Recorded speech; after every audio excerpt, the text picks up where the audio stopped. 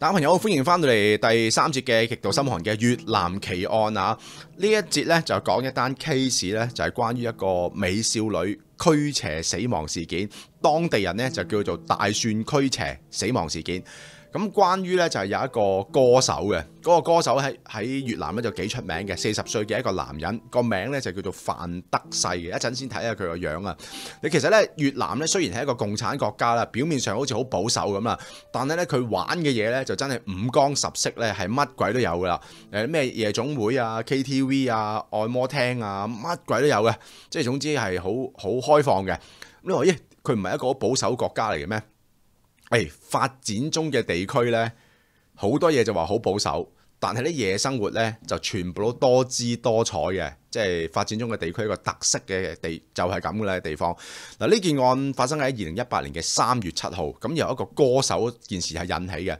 嗱，呢個歌手呢個名叫做叫周越強嘅，周越強呢就40歲，平時呢就四圍喺越南嗰度呢就巡迴呢就做一啲夜場 show 嘅，即係佢唔係最當紅嘅歌手，但係好多人呢都識得佢嘅，亦都呢就請佢去即係唔同嘅城市裏邊呢就係表演嘅。咁佢識埋啲人呢都係啲麻麻煩煩嗰啲噶啦，佢仲有個 friend 咧就叫做南康，或者當地人叫做南坤嘅。呢個南坤就30幾歲啦，亦都係喺啲唔同夜場唱歌嘅一個男歌手嚟嘅。佢哋啲樣都幾靚仔喎，即係話呢啲款真係老實講，嗰條眉啊，哇真係正到啊，個鼻影係嘛？即係嗱，呢個咧就係個女仔叫做阿梅啊。咁佢兩個咧就四圍表演嘅時候咧，有時去到唔同城市咧，就會揾啲人咧就一齊開大食會嘅。咁咩大食會啊？啤酒汽水啊、薯片啊、KFC 啊咁樣，就唔係嗰啲大食會咧。佢哋食即係吸毒，約埋成班人一齊就係吸毒嘅。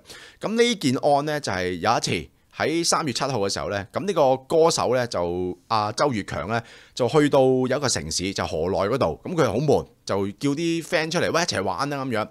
咁南坤咧就喺當地做緊 show，就識好多朋友。佢又叫另外一個 friend，個 friend 咧就係叫做范德世嘅。佢話：喂，阿細，你有冇女仔叫出嚟一齊開大食會咁樣？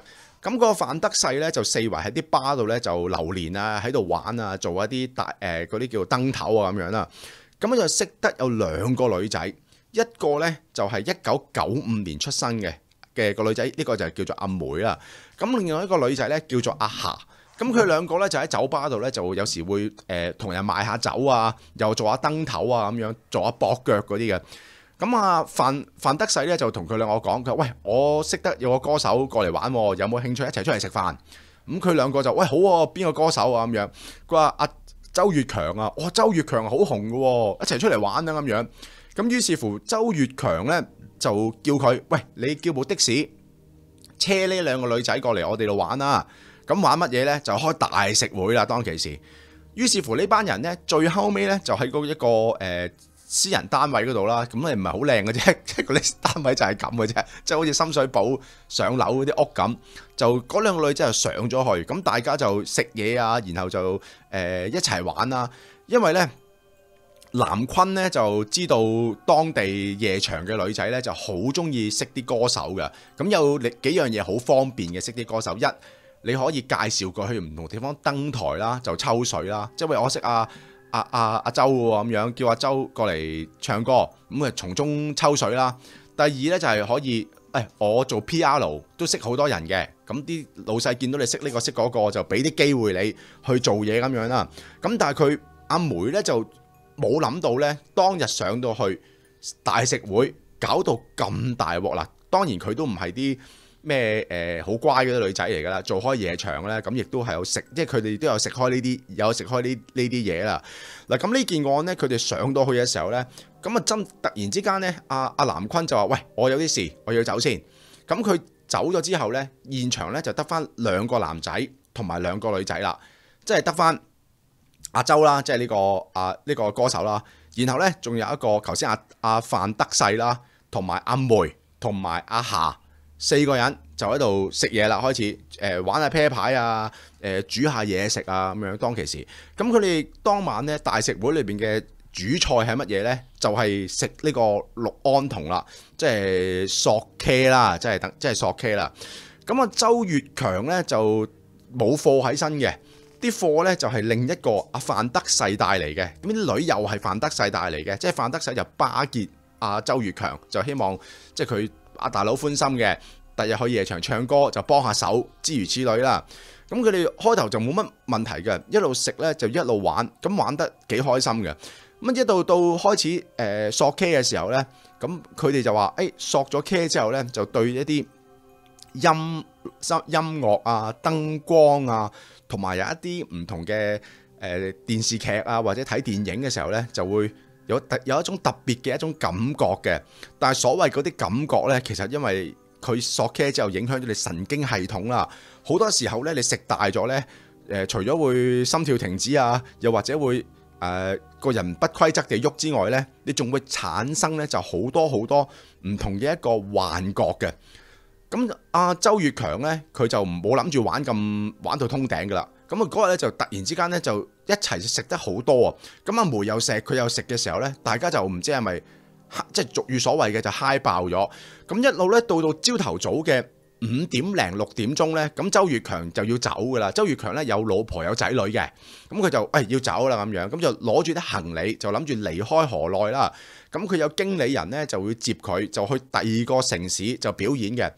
周月強應該大約7、8點咧，佢就要飛去胡志明市嗰度走，因為佢喺胡志明市咧有另一場表演嘅。周月強好生意嘅，四圍都有人咧就請佢去做表演嘅。嗱，點不知好奇怪喎？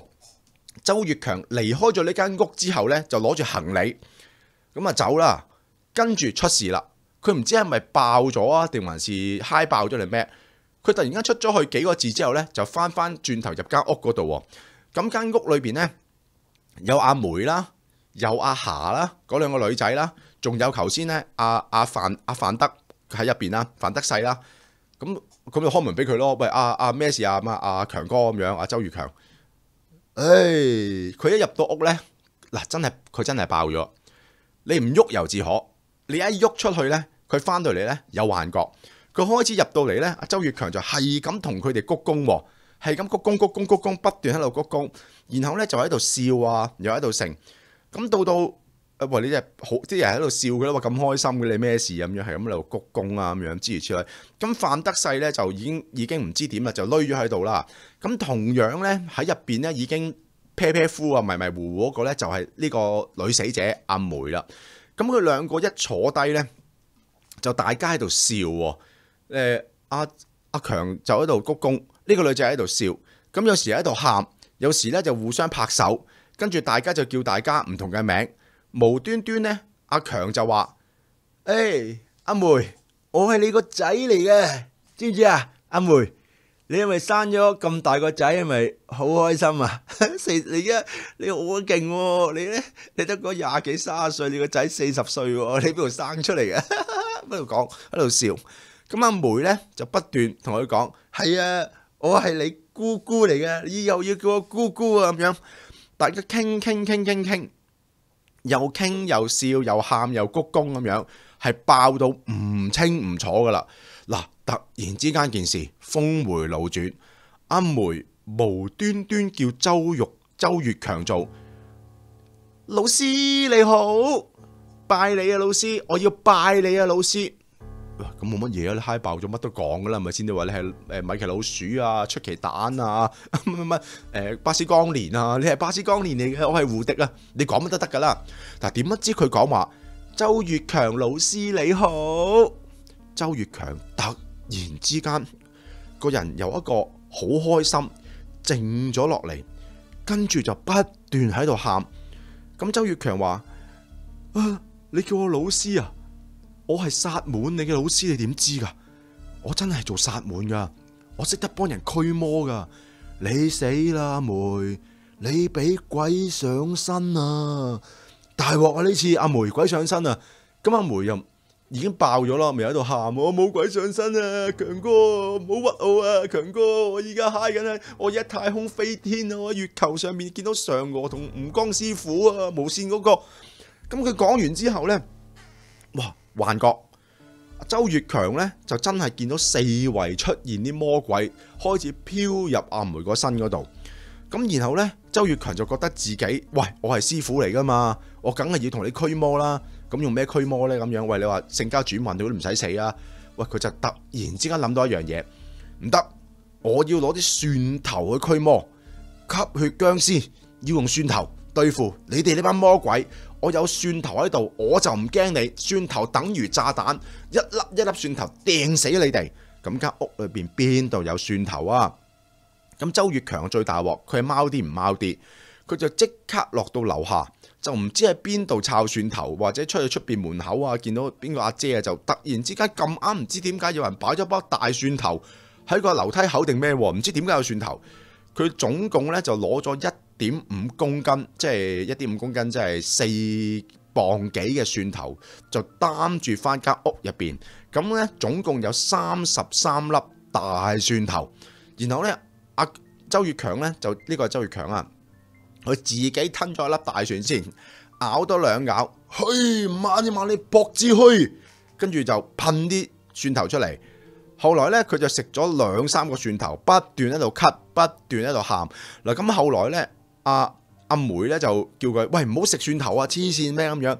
另外嗰個靚妹咧，阿霞咧都叫佢唔好食啊，喂，阿強哥唔好食蒜頭啊，唔好食蒜頭啊。佢都爆咗咯，都唔知講乜。後尾咧，佢就話唔得，你依家係俾魔鬼纏身。如果阿梅你唔食蒜頭，我哋全部人都要落地府陪葬，死咗就變吸血鬼，真係搞唔掂。阿梅，你要食蒜頭，陪我食一粒先。咁阿梅就食咗1粒蒜頭，一嚿唔係一粒，係1嚿蒜頭。咁食完1嚿蒜頭之後呢，阿梅梗係喊啦，咁苦食蒜頭生蒜喎，大佬。之後佢再塞阿梅食另一粒蒜頭，再塞阿梅食另一粒蒜頭。卒之阿梅食咗8粒蒜頭，都搞唔掂，死啦！喂，你知唔知蒜頭裏邊其實食咁多呢？你係會你會食到會阻塞，會窒息死嘅。咁會有33粒蒜頭喎，點食啊？佢不斷就話佢喂撞邪。嗱，後來呢，阿霞呢就知道喂大鑊啦，唔好再搞落去，搞唔掂嘅。佢就同佢講：阿強哥。佢話你唔好驅啦，你今日狀態唔好，強哥你平時就驅到，今日咧狀態唔好，唔緊要，我識師傅，我即刻叫2個薩滿嘅巫師幫阿梅驅邪，唔使你驅，嗱我哋搞掂佢。但係呢個時候咧，阿強哥咧就見到阿梅咧係變咗圖中呢隻鬼嘅，佢唔係見到阿梅咁靚女啊，就變咗圖中呢隻鬼喺度彈嚟彈去，仲有隻牙齒咧就長出一啲僵屍嘅獠牙咧，就喺入邊嘅。你係攝青鬼，唔係攝青鬼，邊有咁靚女啊？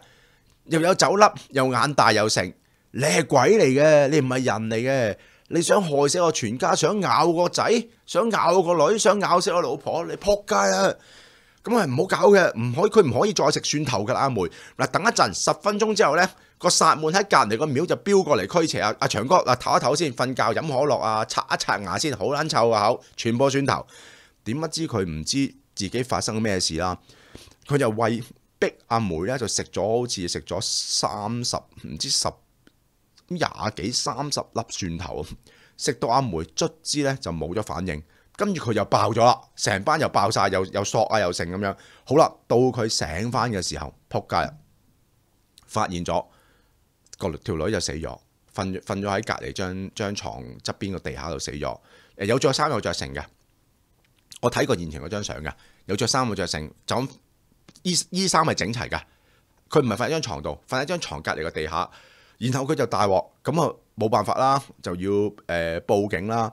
咁警察一嚟到嘅時候呢，就發現咗，喂，你哋吸毒喎，咁梗係拉晒佢啦。嗱，南康呢就走咗，佢唔喺現場啊。呢個阿德呢就俾人拉咗，因為啲毒品係佢提供噶嘛。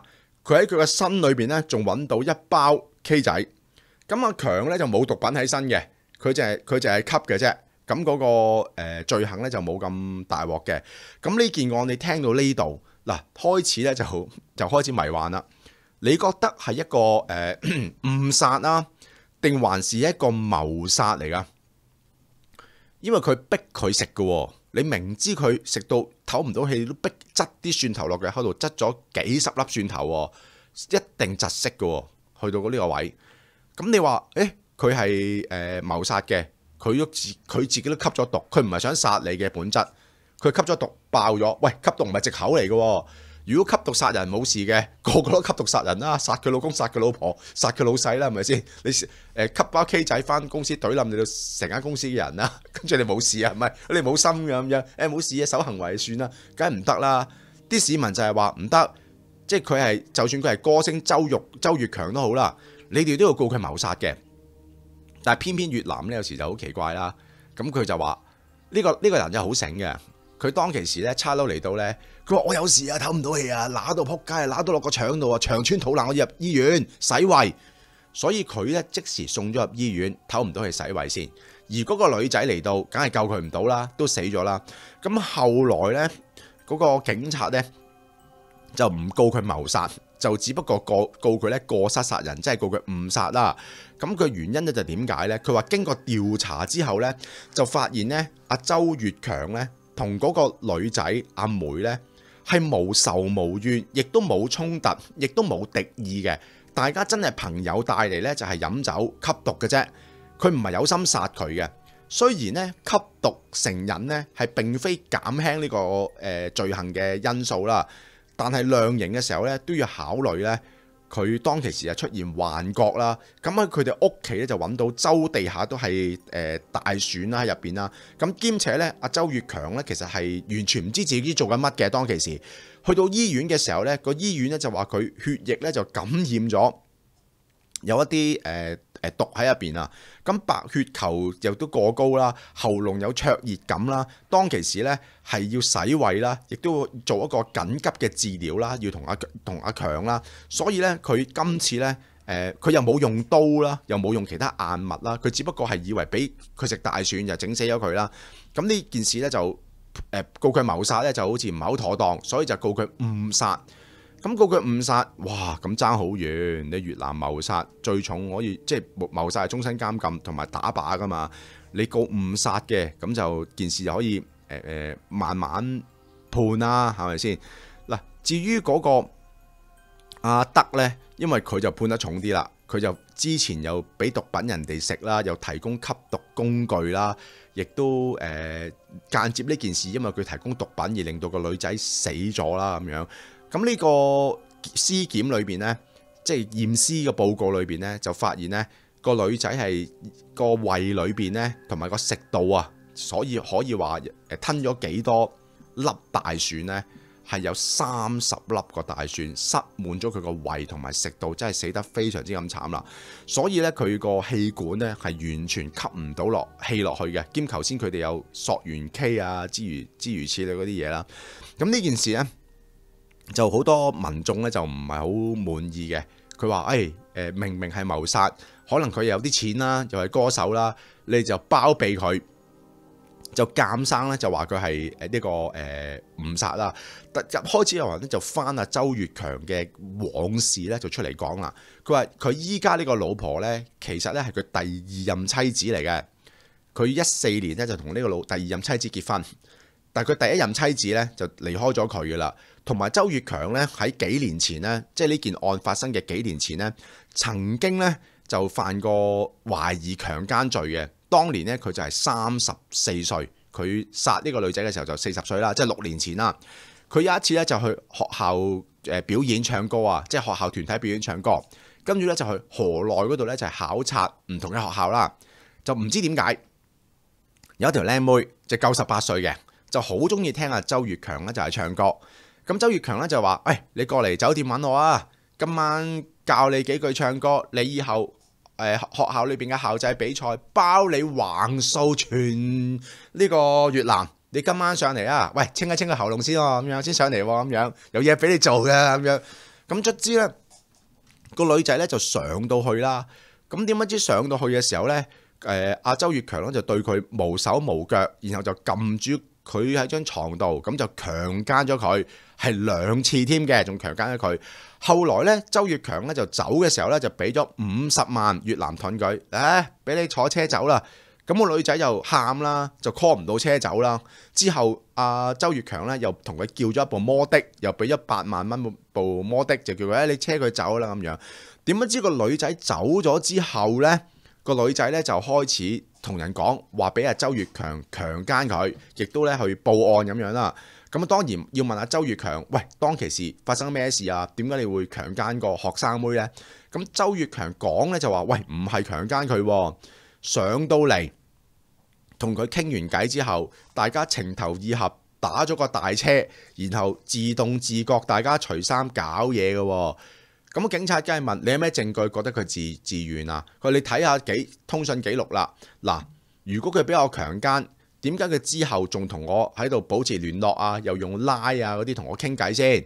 同我傾偈嘅時候，跟住有一次我去海防健安市嗰度表演，佢仲話過嚟揾我。喂，我仲喺個表演場地同佢影咗張相，佢仲攬住我合照。如果我之前強姦佢，佢點會無端端又約我出嚟合照先？佢話佢屈我㗎咁樣，其實佢想屈錢啫嘛。咁後來呢，咁你咁講又係，大佬你人哋強姦你，仲同人出嚟合照，過咗一段時間要同人哋通訊，係咪先？所以咧就告佢唔入嘅。呢條友呢，去親邊度做 show，邊度玩呢，都要揾當地嘅女仔咧，就出嚟吔一吔嘢先嘅。咁今次咧就可能佢玩大咗啦，就整死咗呢個阿梅，所以咧佢就誤殺罪啦咁樣。咁你都知道度認硬罪㗎啦，你冇得唔認罪啦。去到呢個位係咪先？你有吸毒，有逼人食大蒜咁樣。咁你估判幾耐咧？大家有時聽案件咧就唔係淨係聽恐怖嘢啊，都會諗下有時啲當地裏邊有啲荒謬嘢或者啲溝除嘢。你估呢件案喺香港判幾多啊？嗱，香港。你吸毒，告埋你藏毒啦！你咁多毒品，成班一齊告啦。咁你亦都當你唔告你謀殺啦，你又強迫嗰個女仔喺你吸咗毒之後就逼人哋食蒜頭，令到人死咗啦。咁你香港呢10幾碌噶咯，我覺得嗱，應該求埋情啊！哎呀，我要養老婆仔女啊，平時有做善事啊，點樣啊，咁樣扶阿婆過馬路啊，你衰啲輕極都10碌噶咯，呢啲10碌噶咯最少。嗱，佢判幾多呢？嗱，佢呢判幾多冇一個真實嘅指標嘅。總之佢呢件案呢就坐咗幾年監，大約俾個計數你啦。呢件案係2018年3月7號發生嘅。咁佢坐監就應該18年中就開始入監獄去坐監啦。咁佢呢就去到2024年、25年咧，佢就出咗嚟咧，就已經喺度旁唱歌揾緊人，揾緊越南錢㗎啦。咁佢出到嚟咧，仲有部靚車接佢，佢好似有錢嘅喎。出到嚟仲，你揾我唱歌，就算我坐過監都好，你都唔知俾幾多億我越南盾我先可以同你唱嘅。咁真係出到嚟，佢又爆騷嘅喎件事，即係佢坐咗5-6年監啦，7除8扣之後，佢就放咗監，繼續做歌星，繼續有人聽，繼續揾佢表演。咁你話，如果呢啲發生啲咁嘅事喺香港仲有冇得撈先？冇得撈啦，大陸更加冇得撈啦。你見蘇永康嗰啲，喂 N 咁多年前唔知食咗大麻定咩？依家開演唱會啊，蘇永康都取消啦，冇得撈係咪先？你呢啲咁大鑊，你喺香港有得撈，冇得撈啦，啱唔啱啊？或者喺大陸更加冇人敢揾你撈，你唔好理。越南就有人揾你撈嘢。仲可以出翻嚟唱歌，仲收錢，攞住成沓錢，我收到啦咁樣。所以呢個有時咧，呢個社會咧究竟係點樣咧？咁你又自己可以憑呢啲少少嘅案件咧，可以推斷到咧4個字，唔係5個字，有錢使得鬼推磨7個字，有錢使得鬼推磨，乜都有得傾啊！嗰時你話呢啲國家，唔好住咁樣，睇你點睇？你話過去生活咧？退休安享晚年呢，咁就唔好制啦。你話過去撈嘢呢，又另計啊。嗱，撈嘢有時候呢，就唔係咁諗啊，係咪先？喂，出嚟撈嘢，最緊要有橫手使，冇橫手使點撈嘢啊？係嘛？睇下你咩角度去呢個地方啊？咁樣你話去旅遊嘅，我都唔使你咁多嘢啦嚇。即係，但係你都小心啊，有人屈錢嘅呢啲地方。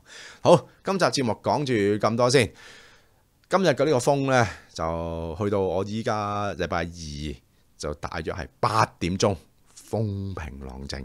夜少少，我相信風雲變色啦。好，聽日嘅節目恐怖一粒鐘，同埋或者有啲特別嘅嗰個叫風暴節目啦，又或者係交吹節目，再同大家分享。留意 YouTube、Facebook 同埋我嘅 channel。好，聽日再見，小心大家打風裏邊保重自己身體，拜拜。